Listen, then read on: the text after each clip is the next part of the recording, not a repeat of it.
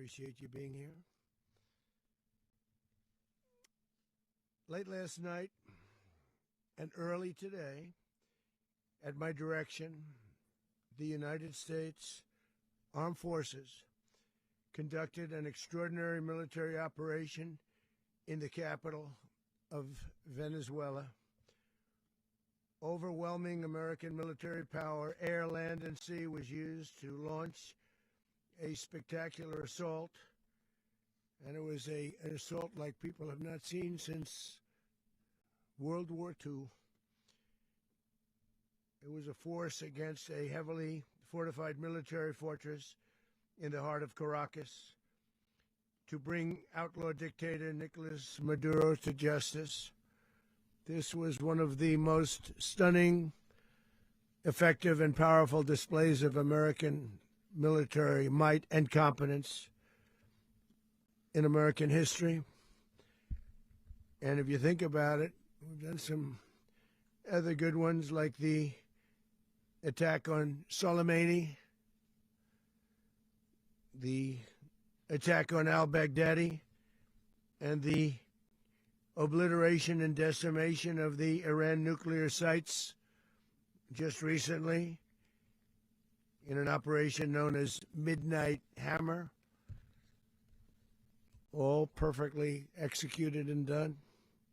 No nation in the world could achieve what America achieved yesterday, or frankly, in just a short period of time. All Venezuelan military capacities were rendered powerless as the men and women of our military, working with U.S. law enforcement, successfully captured Maduro in the dead of night. It was dark.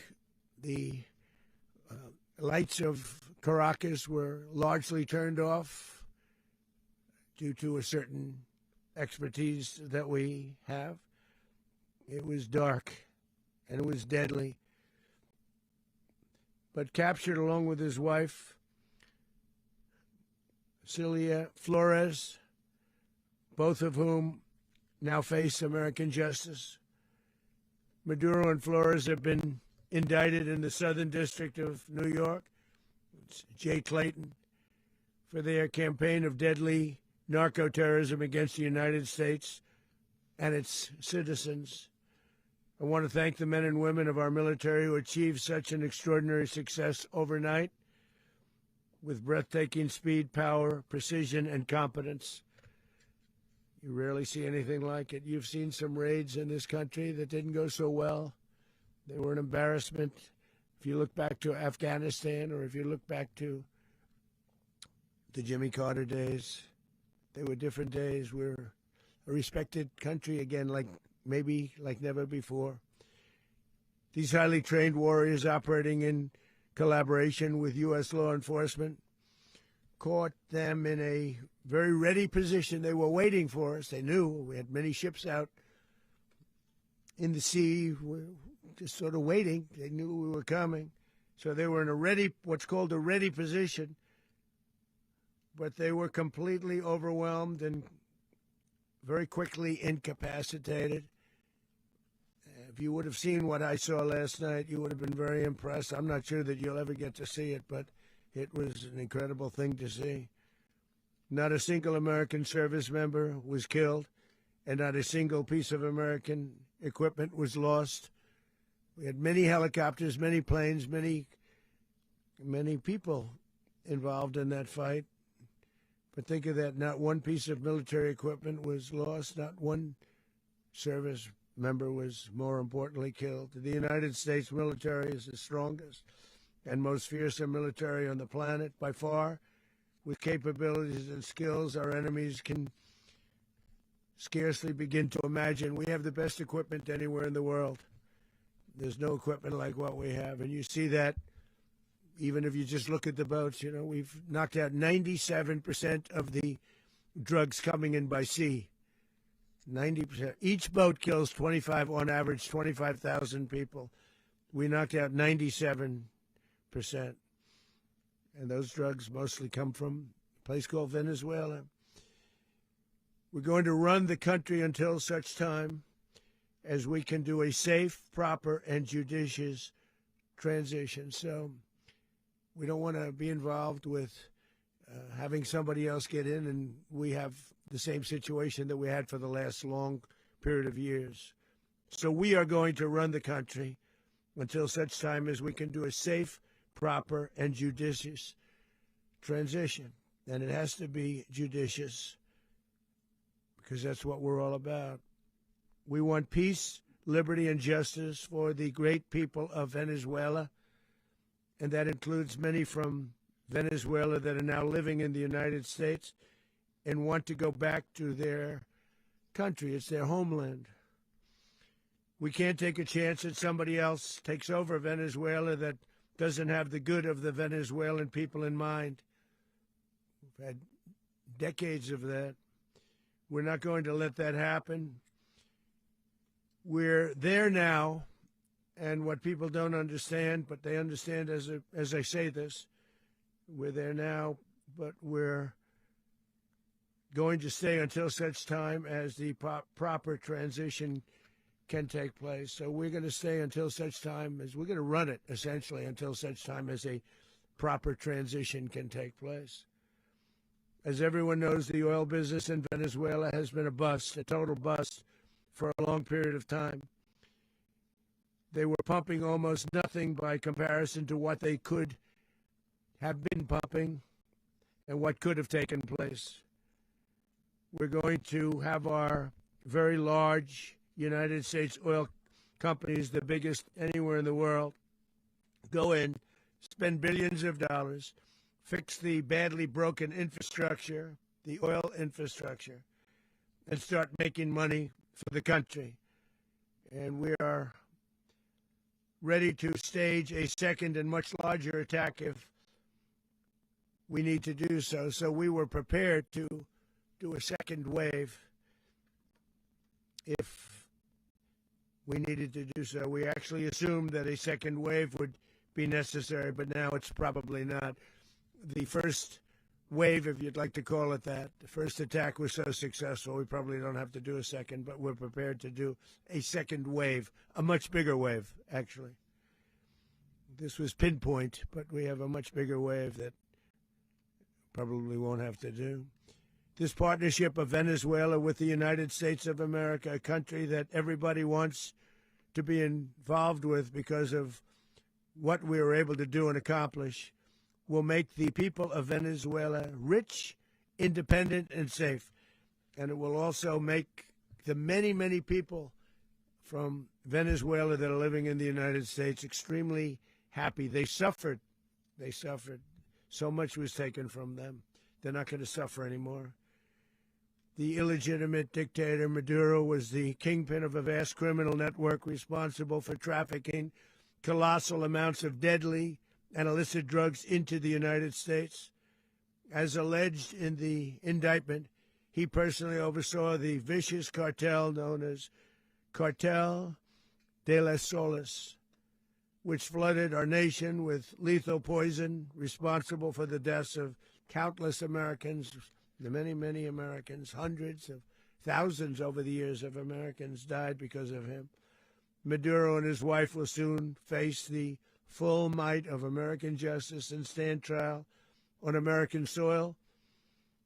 Right now, they're on a ship. They'll be heading to, ultimately, New York, and then a decision will be made, I assume, between New York and Miami or Florida. But we have people where the overwhelming evidence of their crimes will be presented in a court of law. And I've seen it. I've seen what we have. It's both horrible and breathtaking that something like this could have been allowed to take place. For many years after his term as president of Venezuela expired, Maduro remained in power and waged a ceaseless campaign of violence, terror, and subversion against the United States of America, threatening not only our people, but the stability of the entire region. And you all saw it. In addition to trafficking gigantic amounts of illegal drugs that inflicted untold suffering and human destruction all over the country, all over, in particular the United States. Maduro sent savage and murderous gangs, including the bloodthirsty prison gang, Tren de Aragua, to terrorize American communities nationwide, and he did indeed. They were in Colorado. They took over apartment complexes. They cut the fingers off people if they called police. They were brutal, but they're not so brutal now. And I just have to congratulate our military, Pete and everybody, and our National Guard, because the job that they've done, whether it's in Washington, D.C., where we have a totally safe city, where it was one of the most unsafe cities anywhere in the world, frankly, and now we have no crime in Washington, D.C. We haven't had a killing. We had the terrorist attack a few weeks ago, a little bit of a different kind of a threat, but we haven't had a killing in a long period of time, 6-7 months. We used to have two, on average, 2 a week in Washington, our capital. We don't have that anymore. The restaurants are opening. Everyone's happy. They're going, they're walking their daughters, they're walking their children, their wives. They walk to restaurants. Restaurants are opening all over Washington, D.C. So I want to thank the National Guard. I want to thank our military. And I want to thank law enforcement. Been amazing. And they should do it with more cities. We're doing it, as you know, and we're doing it in Memphis, Tennessee right now, and crime is down. We've just sort of started a few weeks ago, but crime is down now 77%. And the governor of Louisiana called, great person, and he wanted us to help him, as you know, in a certain very nice part of Louisiana. And we have done that. And it was a rough section, and we have crime down. I understand it's down to almost nothing already after 2.5 weeks. New Orleans, it's down to almost nothing, and we've only been there for 2.5 weeks. Can't imagine why governors wouldn't want us to help. We also helped, as you know, in Chicago, and crime went down a little bit there. We did a very small help because we had no working ability with the governor. The governor was a disaster, and the mayor was a disaster, but it knocked down crime. But we're pulling out of there. When they need us, we'll know. You'll know. You'll be writing about it. And likewise, Los Angeles, where we saved Los Angeles early on, where the head of the police department made a statement that if the federal government didn't come in, we would have lost Los Angeles. That's long after the fires. That's when they had the riots in Los Angeles. We did a great job. Got no credit for it whatsoever, but that's okay. It doesn't matter. We don't need the credit. But we'll be pulling out when they need us. They'll call, or we'll go back if we have to. We'll go back. But we did a great job in various cities. But the place that we're very proud of is Washington, D.C., because it's our nation's capital. We took it from being a crime-ridden mess to being one of the safest cities in the country. But the gangs that they sent raped, tortured, and murdered American women and children. They were in all of the cities I mentioned, Tren de Aragua. And they were sent by Maduro to terrorize our people, and now Maduro will never again be able to threaten an American citizen or anybody from Venezuela. There will no longer be threats. For years I've highlighted the stories of those innocent Americans whose lives were so heartlessly robbed by this Venezuelan terrorist organization. Really one of the worst. One of the worst, they say the worst. Americans like 12-year-old Jocelyn Nungary from Houston. Beautiful Jocelyn Nungary, what happened to her? They, as you know, they kidnapped, assaulted, and murdered by Tren de Aragua animals. They murdered Jocelyn and left her dead under the bridge. There was a bridge that will never be the same to so many people after seeing what happened. As I've said many times, the Maduro regime emptied out their prisons, sent their worst and most violent monsters into the United States to steal American lives. And they came from mental institutions and insane asylums. They came from prisons and jails. The reason I say both, they sound similar. Actually, prisons a little bit more hostile, a little bit tougher. a mental institution isn't as tough as an insane asylum, but we got them both. They sent from their mental institutions. They sent from their jails, prisons. They were drug dealers. They were drug kingpins. They sent everybody bad into the United States, but no longer. And we have now a border where nobody gets through. In addition, Venezuela unilaterally seized and stole American oil, American assets, and American platforms, costing us billions and billions of dollars. They did this a while ago, but we never had a president that did anything about it. They took all of our property. It was our property. We built it.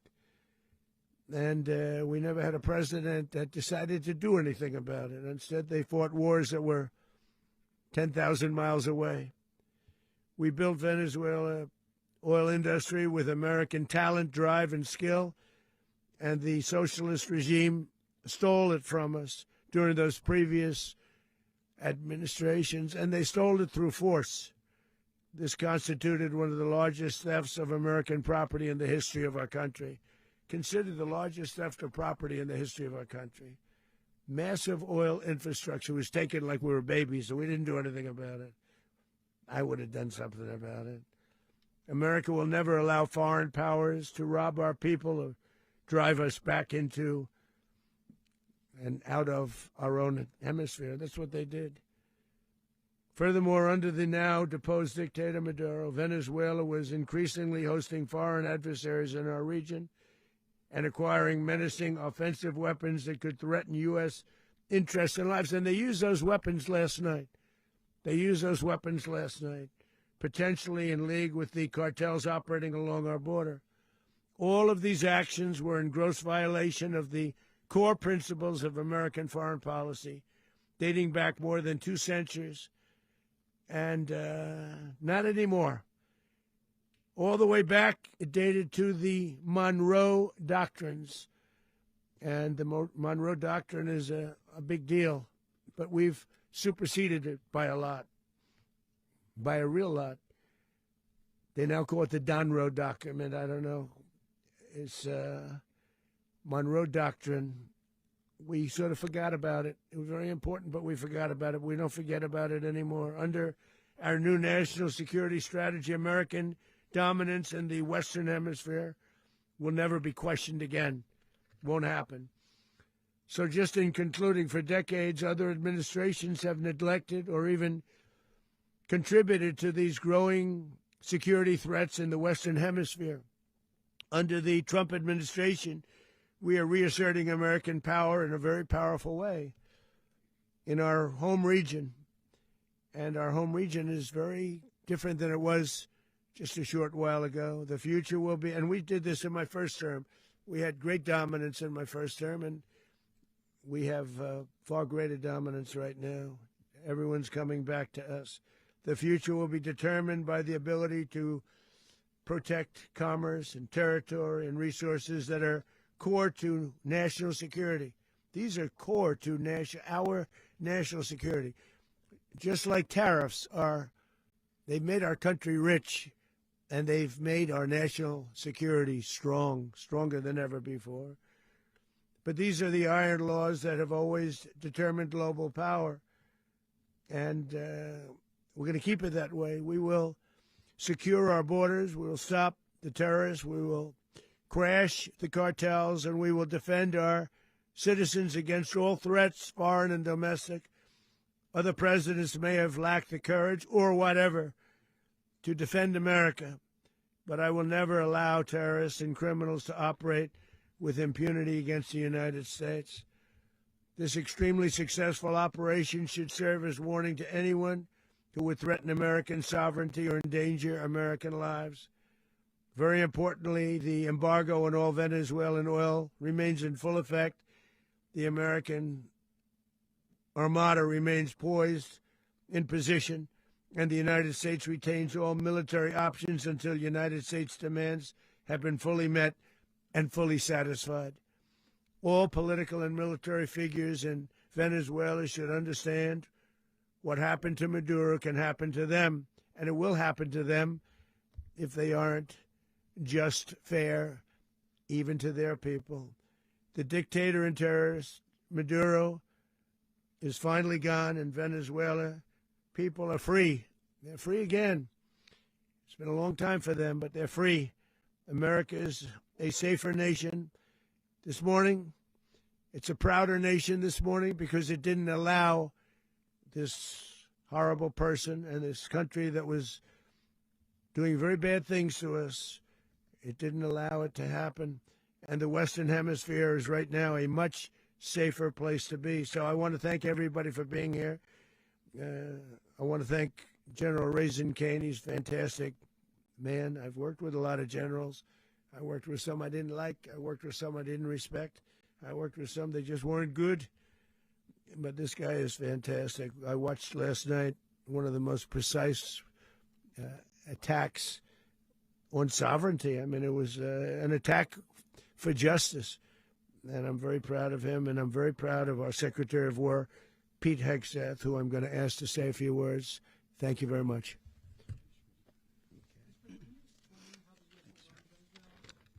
Well, thank you, Mr. President. Finally, a commander-in-chief the world respects and the American people deserve. And as the President said, words can barely capture the bravery and the power and the precision of this historic operation. A massive joint military and law enforcement raid flawlessly executed by the greatest Americans our country has to offer. American warriors are second to none, the best in the world and the best of our country. What all of us witnessed last night was sheer guts and grit, gallantry, and glory of the American warrior.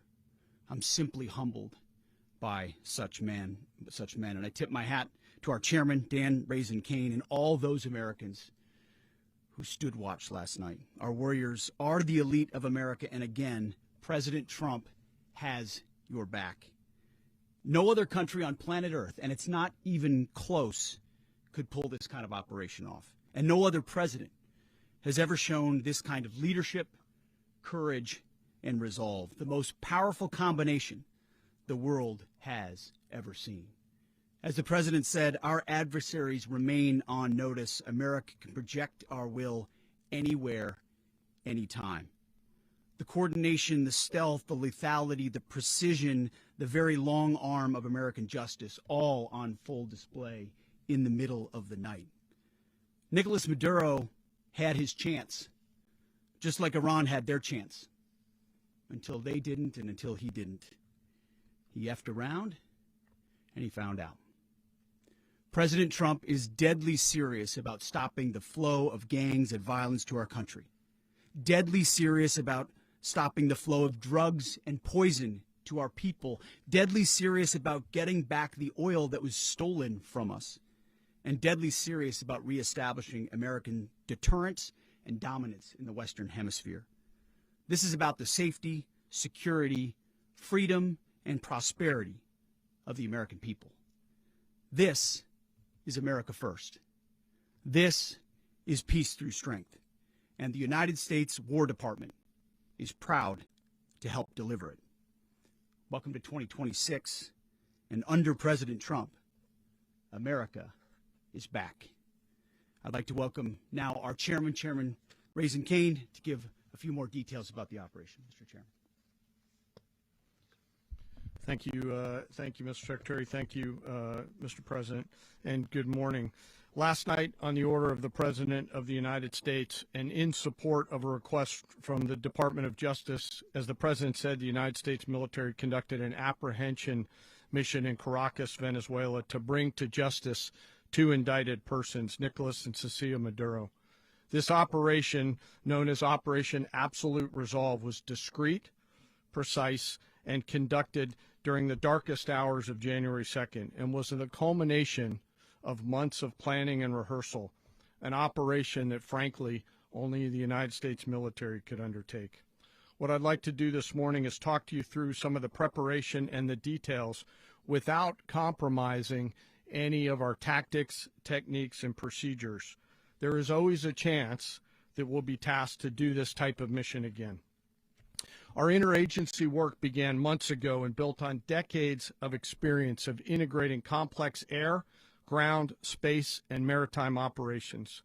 While the past 2 decades have honed the skills of our special operations forces, this particular mission required every component of our joint force, with soldiers, sailors, airmen, Marines, and Guardians working in unison with our intelligence agency partners and law enforcement teammates in an unprecedented operation.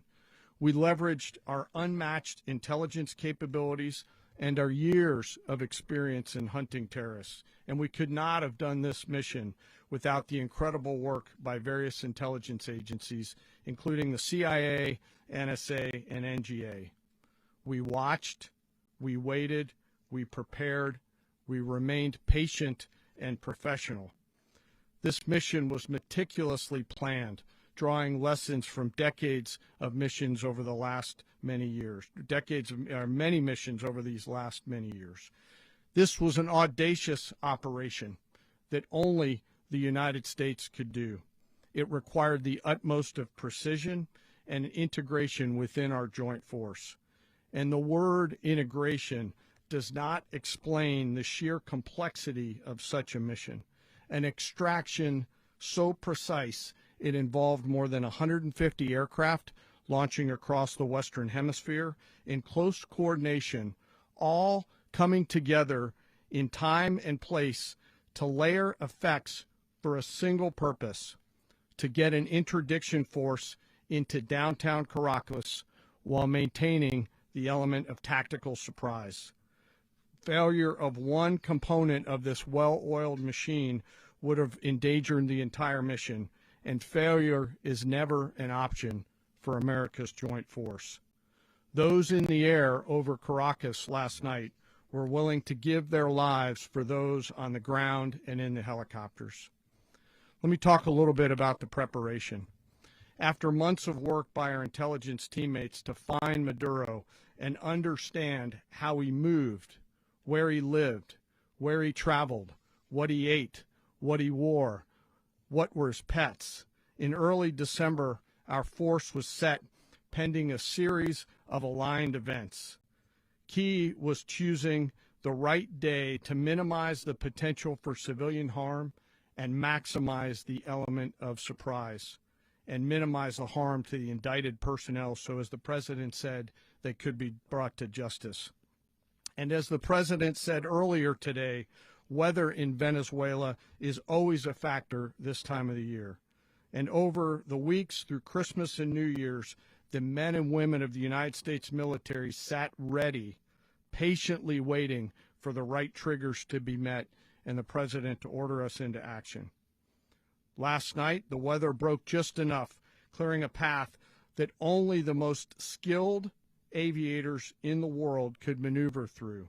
Ocean, mountain, low cloud ceilings, but when tasked with a mission, this organization does not quit. At 10:46 p.m. Eastern Time last night, the president ordered the United States military to move forward with this mission. He said to us, and we appreciate it, Mr. President, good luck and Godspeed. And those words were transmitted to the entire joint force. Over the course of the night, aircraft began launching from 20 different bases on land and sea across the Western Hemisphere. In total, more than 150 aircraft, bombers, fighters, intelligence, reconnaissance, surveillance, rotary wing were in the air last night. Thousands and thousands of hours of experience were airborne. Our youngest crew member was 20, and our oldest crew member was 49, and there's simply no match for American military might. As the night began, the helicopters took off with the extraction force, which included law enforcement officers, and began their flight into Venezuela at 100 feet above the water. As they approached Venezuelan shores, the United States began layering different effects provided by Spacecom, Cybercom, and other members of the interagency to create a pathway. Overhead, those forces were protected by aircraft from the United States Marines, the United States Navy, the United States Air Force, and the Air National Guard. The force included F-22s, F-35s, F-18s, EA-18s, E-2s, B-1 bombers, and other support aircraft, as well as numerous remotely piloted drones. As the force began to approach Caracas, the Joint Air Component began dismantling and disabling the air defense systems in Venezuela, employing weapons to ensure the safe passage of the helicopters into the target area. The goal of our air component is, was, and always will be to protect the helicopters and the ground force and get them to the target and get them home. As the force crossed the last point of high terrain where they'd been hiding in the clutter, we assessed that we had maintained totally the element of surprise.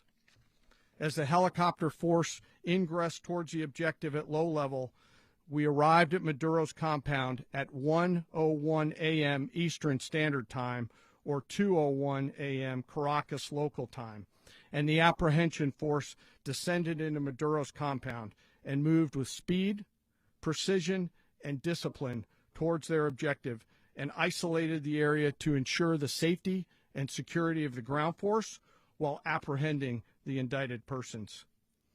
On arrival into the target area, the helicopters came under fire, and they replied with that fire with overwhelming force in self-defense. One of our aircraft was hit but remained flyable, and as the President said earlier today, all of our aircraft came home, and that aircraft remained flyable during the rest of the mission.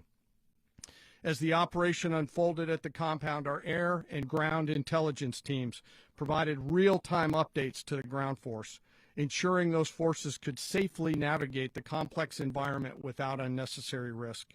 The force remained protected by overhead tactical aviation.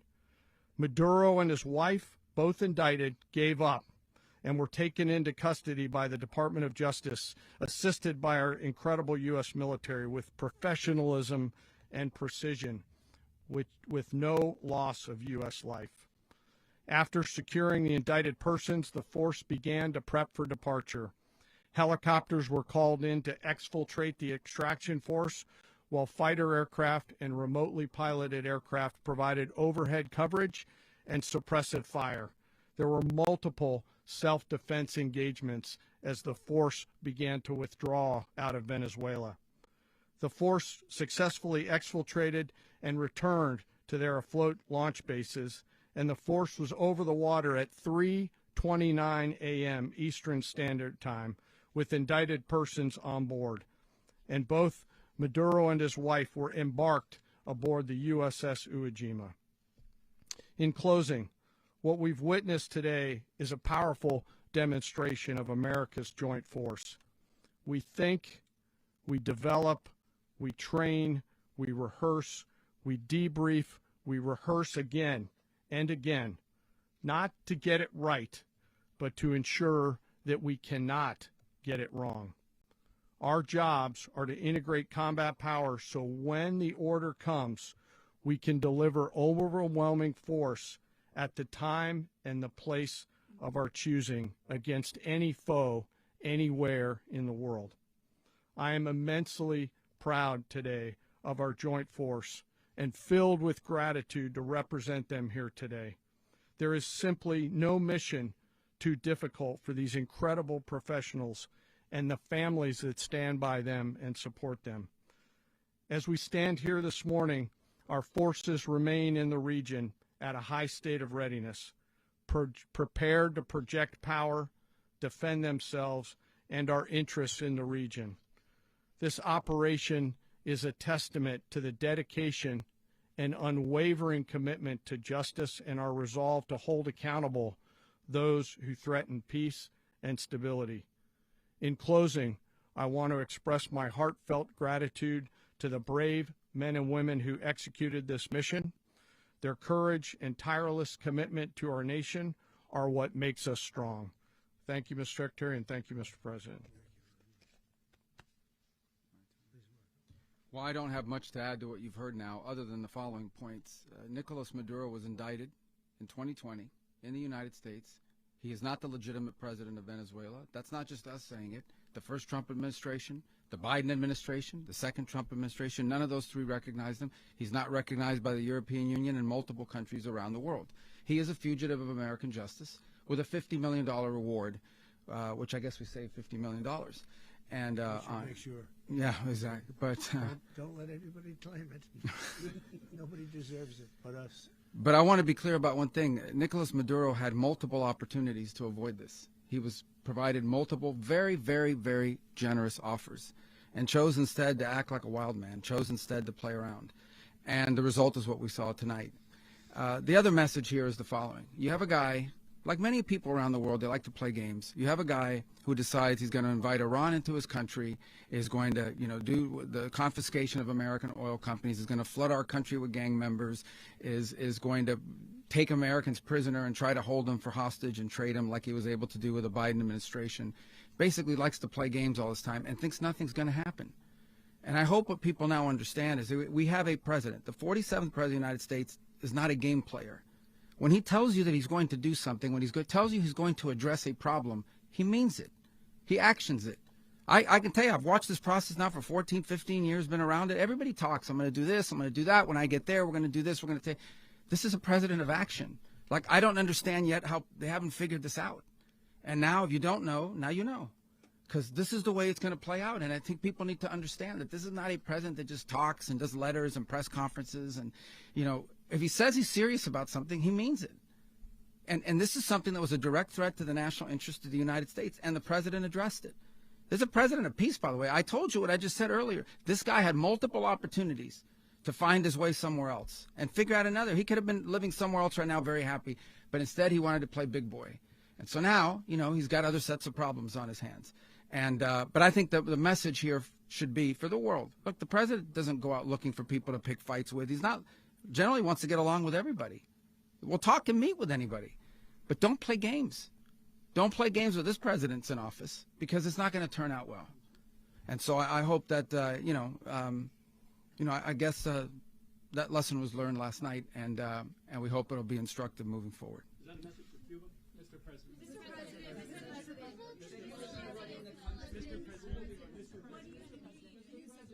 Please. Well, we're going to be running it with a group, and we're going to make sure it's run properly. We're going to rebuild the oil infrastructure, which will cost billions of dollars. It'll be paid for by the oil companies directly. They will be reimbursed for what they're doing, but that's going to be paid.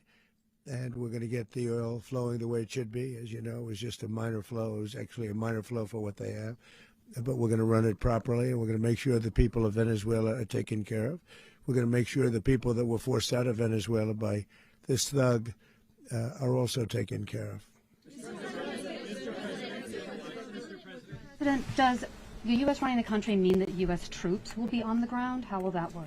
Well, they always say boots on the ground. Oh, so we're not afraid of boots on the ground if we have to have. We had boots on the ground last night at a very high level, actually. We're not afraid of it. We don't mind saying it. But we're going to make sure that that country is run properly. We're not doing this in vain. This is a very dangerous attack. This is an attack that could have gone very, very badly. Could have gone very badly. We could have lost a lot of people last night. We could have lost a lot of dignity. We could have lost a lot of equipment. The equipment is less important, but we could have lost a lot. And we're going to make sure that this is proper. We're there now. We're ready to go again if we have to. We're going to run the country right. It's going to be run very judiciously, very fairly. It's going to make a lot of money. We're going to give money to the people. We're going to reimburse people that were taken advantage of. We're going to take care of everybody. It's very important. We couldn't let them get away with it. They stole our oil. We built that whole industry there, and they just took it over like we were nothing. And we had a president that decided not to do anything about it. So we did something about it. We're late, but we did something about it. Yeah, please. Mechanism by which you're going to run the country? Are you going to designate a U.S. official to coordinate? It's all being done right now. We're designating people. We're talking to people. We're designating various people, and we're going to let you know who those people are. Would run Venezuela? Well, it's largely going to be for a period of time the people that are standing right behind me. We're going to be running it. We're going to be bringing it back. It's a dead, I talk about a dead country. A year and a half ago, we were a dead country. Now we're the hottest country anywhere in the world. We're a country doing better than any country anywhere in the world. And it required leadership. Venezuela has a lot of bad people in there, a lot of bad people that shouldn't be leading. We're not going to take a chance that one of those people take over for Maduro. So you can look at, and others, we have fantastic people, including people in the military. So we're going to have a group of people running it until such time as it can be put back on track, make a lot of money for the people, and give people a great way of life, and also reimbursement for people in our country that were forced out of Venezuela. Rubio would be.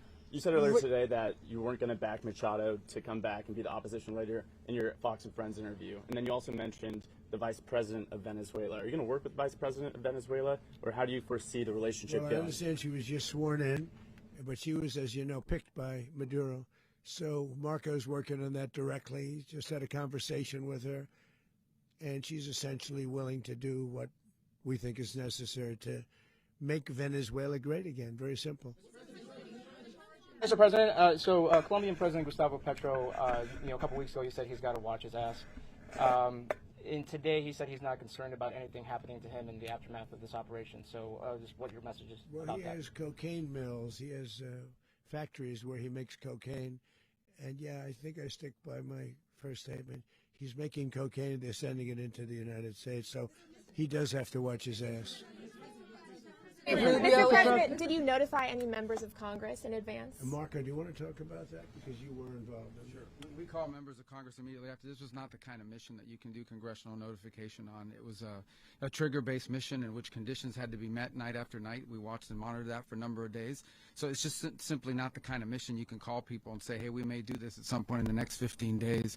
But it's largely a law enforcement function. Remember, at the end of the day, at its core, this was an arrest of 2 indicted fugitives of American justice, and the Department of War supported the Department of Justice in that job. Now, there are broader policy implications here, but it's just not the kind of mission that you can pre-notify because it endangers the mission. Plus, if I could add one thing to that, Congress has a tendency to leak. This would not be good. If they leaked, General, I think it would have been maybe a very different result. But I have to say, they knew we were coming at some point, you know. A lot of ships out there, they sort of knew we were coming. We went there. But Congress will leak, and we don't want leakers. People to watch this all play out live. What was Maduro doing when the U.S. forces entered what I assume would be his home? And also, was there any point where the U.S. was considering if Maduro pushed back or resisted killing Maduro? It could have happened. It could have happened. He was trying to get into a safe place. You know what a safe place is, all steel. And he wasn't able to make it to the door because our guys were so fast. They went through the opposition so fast. And there was a lot of opposition. You know, people were wondering, do we get them by surprise? Sort of surprised, but they were waiting for something. It was a lot of opposition. There was a lot of gunfire. You saw some of it today. But he was trying to get to a safe place, which wasn't safe because we would have had the door blown up in about 47 seconds, they say on average, regardless of how thick the steel was. It was a very thick door. It was a very heavy door, but he was unable to get to that door. He made it to the door. He was unable to close it. Go ahead, finish. To be in the time being right now. Do you know his exact Well, eventually, ultimately, in the near future, he's going to be brought to New York. And where is he going to be held? Where is he going to be held in New York? Do you know? That's going to be up to the officials that do these things. Mr. President, the U.S. has something of a mixed track record of ousting dictators without necessarily a plan for what comes afterwards. Not with Did me. that weigh on your decision? Well, that's when we had different presidents, but with me, that's not true. With me, we've had a perfect track record of winning. We win a lot. And we win, if you look at Soleimani, you look at al-Baghdadi, you look at the Midnight Hammer. Midnight Hammer was incredible. Right now, you wouldn't have peace in the Middle East. We have essentially peace in the Middle East because of that. If we weren't successful with Midnight Hammer, you wouldn't have peace in the Middle East. So with me, you've had a lot of victory. You've had only victories. You've had no losses. Yeah. How long do you expect the U.S. to run Venezuela, and how soon do you want the Venezuelan people to hold elections? So I'd like to do it quickly, but it takes a period of time. You know, we're rebuilding. We have to rebuild their whole infrastructure. The infrastructure is rotted. It's actually very dangerous. It's blow-up territory. Oil is very dangerous. It's a very dangerous thing to take out of the ground. can kill a lot of people. It has killed a lot of people doing just that. The infrastructure is old. It's rotted. Much of it is stuff that we put there 25 years ago, and we're going to be replacing it. And we're going to take a lot of money out so that we can take care of the country. Yeah. Are you saying that Secretary Rubio and Mr. President, China, Russia, and Iran have interests in Venezuela. How does this operation affect your relationships with them when it comes to the oil and drugs? In terms of China and Russia, Russia when we get things straightened out. But in terms of other countries that want oil, we're in the oil business. We're going to sell it to them. We're not going to say we're not going to give it. In other words, we'll be selling oil probably in much larger doses because they couldn't produce very much because their infrastructure was so bad. So we'll be selling large amounts of oil to other countries, many of whom are using it now, but I would say many more will come. Are you saying, Mr. President, are you saying that, Mr. President, are you saying that, Mr. President, thank you. What is your message to the people of Venezuela today? Of course, the civilian population specifically, they have a lot of questions. What is your message to the people of Venezuela? That you're going to have peace, justice. You're going to have some of the riches that you should have had for a long period of time. It was stolen from you. But you're going to have peace and you're going to have safety. You're going to have justice. You're going to have a country. You're going to have a real country. You're going to have potentially a great country. You know, if you go back 20 years, maybe even a little longer ago, that was a great country. And they destroyed it.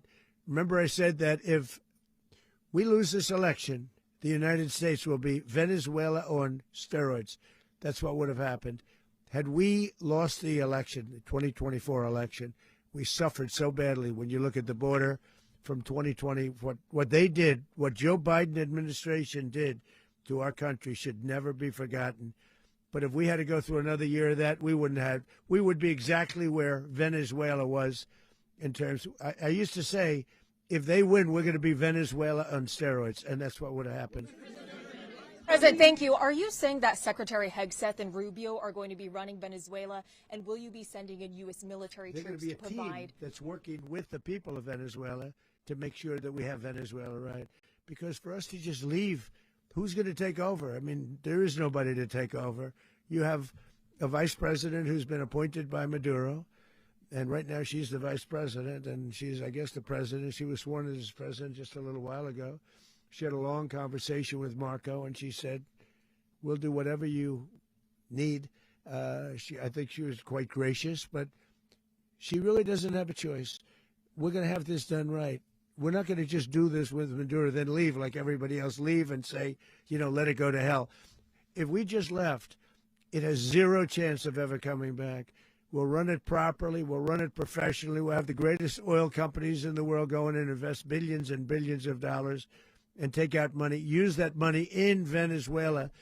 And the biggest beneficiary are going to be the people of Venezuela. And also, I can't stress this strongly enough, the people that got thrown out of Venezuela that are now in the United States. And frankly, some want to stay and some probably want to go back. Yeah. In the country, and were any of the detained Americans? Well, right now they're very protected because nobody's going to mess with us. They're very protected. The people of, and we let them know that you better not touch one of them. And are you concerned that bad elements of the Maduro regime will remain in place? Well, we know who they are. We're on them, and they're acting much differently now than they would have acted 2 days ago. Okay, wait, behind you, please. Mr. President, why is running a country in South America America first? Well, I think it is because we want to surround ourselves with good neighbors. We want to surround ourselves with stability. We want to surround ourselves with energy. We have tremendous energy in that country. It's very important that we protect it. We need that for ourselves. We need that for the world. And we want to make sure we can protect it. Yes, sir. Please, go ahead. Yeah, is there a message here for Cuba and Diaz-Canel? Well, Cuba is an interesting case. Cuba is, not doing very well right now. That system has not been a very good one for Cuba. The people there have suffered for many, many years. And I think Cuba is going to be something we'll end up talking about because Cuba is a failing nation right now, very badly failing nation. And we want to help the people. It's very similar in the sense that we want to help the people in Cuba, but we want to also help the people that were forced out of Cuba and living in this country. Do you want to say something about that, Marco, please? Well, I mean, I just gave you a statement a few minutes ago about when the president speaks, you should take him seriously. So suffice it to say, Cuba is a disaster. It's run by incompetent, senile men, and in some cases, not senile but incompetent nonetheless. It has no economy. It's in total collapse. And by the way, they were, all of the guards that helped protect Maduro. This is well known. Their whole spy agency, all that were full of Cubans. I mean, it's amazing. This poor island took over Venezuela in some cases. One of the biggest problems the Venezuelans have is they have to declare independence from Cuba that tried to basically colonize it from a security standpoint. So, yeah, look, if I lived in Havana and I was in the government, I'd be concerned, at least a little bit. Cutting off the oil flow to Cuba from Venezuela? Well, the president already announced a week ago that anything that's sanctioned, it's sanctioned oil, it's not going to be allowed to get there. So that's a pre-existing. The answer is yes. Yes.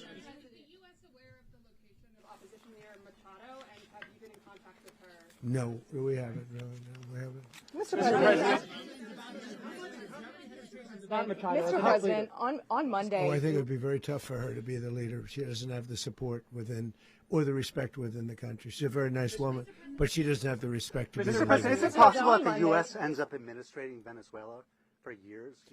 Well, it won't cost us anything because the money coming out of the ground is very substantial, so it's not going to cost us anything. We will. Well, we want safety there. We want to be surrounded by countries that aren't housing all of our enemies all over the world. That's what was happening, and you don't want to have that. But we're going to be rebuilding, and we're not spending money. The oil companies are going to go in. They're going to spend money. We're going to take back the oil that, frankly, we should have taken back a long time ago. A lot of money is coming out of the ground. We're going to get reimbursed for all of that. We're going to get reimbursed for everything that we spend. So it's going to be a very important. This is a very big evening that took place last night. We have to be surrounded by safe, secure countries, and we also have to have energy. Very important. We have to have energy that's real energy, not where they're getting 4% and 5% of the energy out of the ground. You take a look. It was such a disaster. So what's going to happen with Venezuela, I think, over the next period of a year, is going to be a great thing, and the people of Venezuela will be the biggest beneficiaries. Going to send in U.S. military. Mr. President, thank you. What did you last speak to Maduro about when you spoke? And is the Well, I don't want to get into the Venezuela? conversations, but I did have conversations with him, and I said, you got to surrender. And I actually thought he was pretty close to doing so, but now he wished he did, yeah. You said that Maduro is responsible for drug trafficking. You recently pardoned the former president of Honduras who was convicted of many drug trafficking. Can you explain how these two situations are different? And would you ever pardon Maduro? I endorsed, as you know, the winning president, the man who won in Honduras. I endorsed the man who won in Chile. I endorsed the man who won in Argentina. And we are doing very well with that whole group. What the man that I pardoned was, if you could equate it to us, he was treated like the Biden administration treated a man named Trump. That didn't work out too well for them. This was a man who was persecuted very unfairly. He was the head of the country. He was persecuted very unfairly. And there are a number of them. And we felt that it was a very unfair situation that happened to him. He's also a party member of the man who won. So obviously the people liked what I did. And one of the reasons that was done is because of the fact that the party in power felt very strongly that that man was treated very badly. I studied it very quickly, and then I studied it in great detail. I went to a lot of the people standing behind me, and they felt that that man was persecuted and treated very badly. That's why I gave him a pardon. You referenced boots on the ground earlier. Can you just sort of button this up? Do you envision the U.S. military having a presence in Venezuela as the U.S. runs that country? No, we're going to have a presence in Venezuela as it pertains to oil, because we have to have, we're sending our expertise in. So you may need something, not very much. But no, we're going to be taking out a tremendous amount of wealth out of the ground, and that wealth is going to the people of Venezuela and people from outside of Venezuela that used to be in Venezuela. And it goes also to the United States of America in the form of reimbursement for the damages caused us by that country. So I want to thank you all very much. Thank you. Do you have one? Yes, please. You were so nice before. I'm going to give you the final question. Go ahead. Thank you, Mr. Unless President. it's a bad question, in It's which about case I'll Putin. go one word. It's about who? It's about Putin, if you want. About Putin. Well, that's Okay. always nice You had to a talk phone- about Putin. You had a phone call with him Yeah. on Monday. Did he talk at all about Maduro? Did y'all talk about this? No, we didn't. And We then- never spoke about Maduro. Are you mad at him right now? I mean, there's this I'm not intelligence. thrilled with Putin. I'm not thrilled with Putin. He's killing too many people. I thought that would be so. I settled 8 1/4 war. You know what the 1/4 was? Thailand and Cambodia. I did it again. They broke out, and I did it in about 5 hours, and I settled it. I'm giving myself 1/4, so I'm up to now 8 1/4. In other words, I settled the war, but then they broke out. They had a pretty bad breakout over the last 4 days. I got them to go back to peace, so I only give 1/4. I thought the easiest one would be, one of the easier ones would be Russia, Ukraine. It's not, and they both have done some pretty bad things. And look, that's Biden's war. That's not my war. But I want to stop the lives. Did you see where last month 30,000? It was 27,000 the month before. 30,000, mostly soldiers, were killed this last month. 30,000. I want to stop that. You know, I got NATO to pay 5% instead of the 2% that they weren't paying. They weren't paying 2, now they pay 5. And we send them a lot of munitions. We send them a lot of things, missiles and various other things, a lot. And they pay. The United States is not losing money. We're probably making money on that. It's the last thing I care about. I just want to stop all those people. We're losing 25, 30,000 human beings. They come from 2 places that are very far away. But if I can stop, because it's something I've been pretty good at doing, deals, I guess. It's all a deal. Life is a big deal. But if I can stop that war and stop 30,000 young people, in addition to the fact that people are being killed in Kiev, people are being killed in other cities throughout, a much smaller number, but they're being killed, viciously killed. So I'm not happy about it. I thought that would be something that would get solved. We have Mr. Witkoff here. I think that we're making progress, but that's a war that should have never happened. If I were president, it would have never happened. Putin says it. Everybody says it. If I were president, that would have never happened. But I inherited that war. That was Joe Biden, Zelensky, and Putin. I came into the situation, and it's a mess. And I will say this. I watched an operation last night that was so precise, that was so brilliant. I mean, it was incredible. If we had our people, like this general, and our people involved, that war would not have gone on very long, that I can tell you. That war, to use an old term, that war has become a bloodbath, and we want it to get stopped. Thank you very much, everybody.